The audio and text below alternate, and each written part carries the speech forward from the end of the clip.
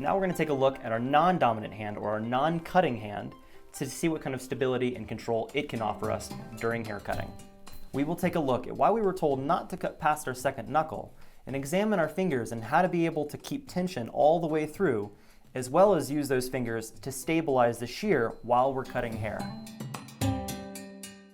When I was taught not to cut past my second knuckle, I was under the impression that I would cut myself if I would do so. Well, I found throughout my career that I was still able to cut myself even if I didn't cut past my second knuckle. This idea totally stems from the fact that we have a small gap, or at least some of us do, between our index and our middle finger. If you actually take your fingers and hold them up to the light, you might be able to see a little light peek through the base of your fingers.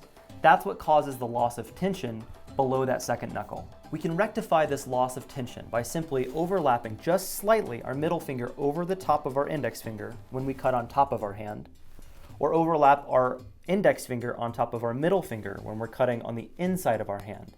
By crossing our middle finger over our index finger just slightly, we effectively close that gap between our fingers. Also, this sets us up perfectly to be able to use our index finger as almost like a cutting board for our shears when we move across. Notice my stationary blade is against my index finger. What this is going to be able to do, even though it's a little counterintuitive, is make sure that you're going to be able to cut a straighter line and prevent yourself from cutting yourself as much. When cutting on top of our hand, when we don't stabilize our shears against our fingers, we have to float above the section to try to cut a straight line. However, when we stabilize our shears against our fingers, we notice that we get a much cleaner, straighter line. Even though putting your shear against your finger might still feel a little weird, this will actually help you in stabilizing your shear and prevent you from cutting yourself.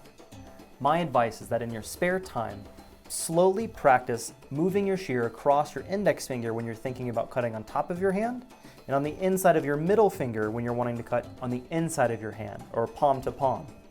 This will make you feel much more comfortable when you're trying to learn the mechanics of this technique.